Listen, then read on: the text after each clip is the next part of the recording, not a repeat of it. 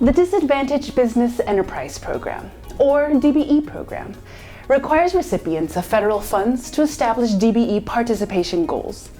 DBE goals are expressed as a percentage. For example, a goal may state that 7% of the contract value is to be performed by DBEs. To count toward the DBE goal, a DBE firm's work must serve a commercially useful function, or CUF. This means that the DBE has a necessary and useful role in the project. For example, the DBE supplies the materials and performs, manages, and supervises the work. If the DBE serves only to provide the appearance of DBE participation, the work is not a commercially useful function and cannot count toward the DBE goal. CUF violations can lead to a possible loss of federal funding. Additionally, violations may indicate possible fraud and abuse of public funds, inaccurately inflate DBE participation, or result in loss of contracting opportunities for other DBEs. So, local public agencies, or LPAs, need to understand what qualifies as DBE participation and how much of the work can count towards the DBE goal. Once either your State Department of Transportation or LPA determines that the work qualifies as a CUF, it then calculates the amount it can count toward its DBE goal. Generally, only the value of the work actually performed by the DBE counts toward the goal. Depending on the nature of the work, different guidance applies. Here we'll review the guidance for counting participation when the DBE firm is a contractor or consultant, a trucking firm, acting as a regular dealer, or a manufacturer.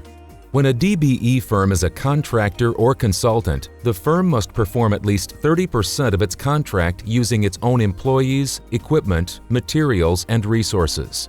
When this condition is met, all DBE work performed counts toward the DBE goals. However, work subcontracted to non-DBE firms does not count towards the goal.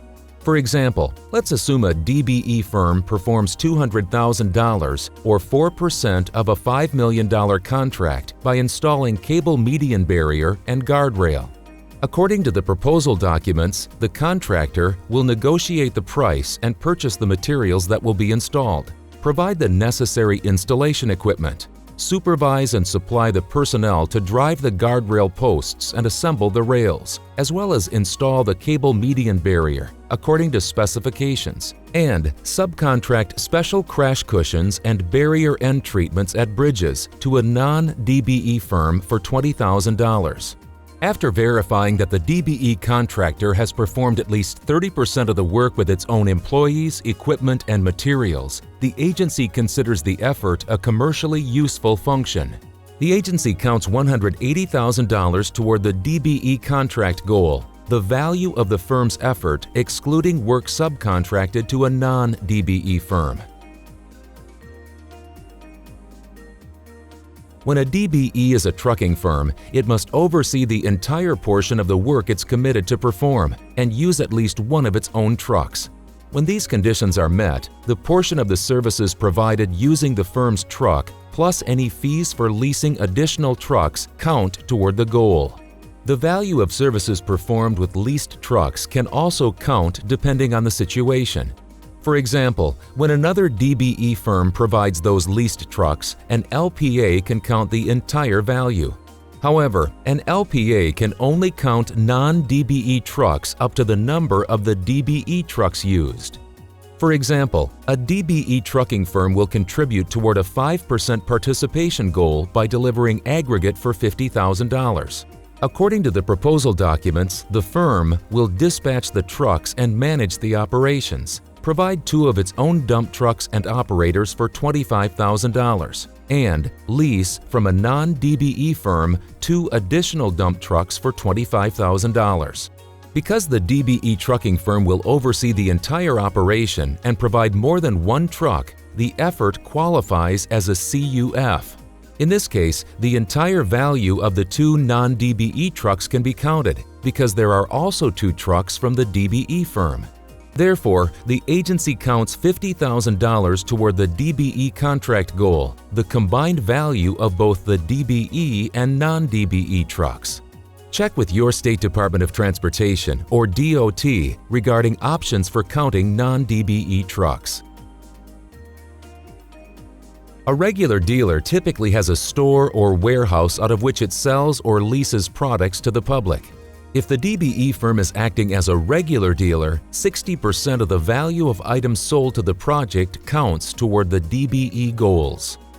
For example, a dealer will provide drainage pipe for $100,000. Because the DBE firm regularly sells this product as a part of its business, the agency counts $60,000 toward the DBE participation goal, or 60% of the value of the items provided. A DBE manufacturer produces, on its premises, materials or equipment used for a project. 100% of the value of manufactured materials and equipment counts towards the DBE goals.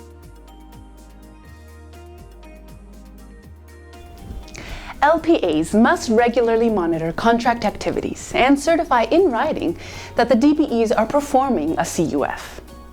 From a review of project-related documents and on-site observations, LPAs confirm that the DBE has negotiated and ordered the supplies and materials, is managing the work, employing and supervising workers, and supplying the necessary equipment. The documents LPAs gather during a review are used to support the required written certification and any necessary compliance and enforcement actions. Your state DOT's DBE plan provides guidance on steps your LPA can take to ensure all program requirements are met.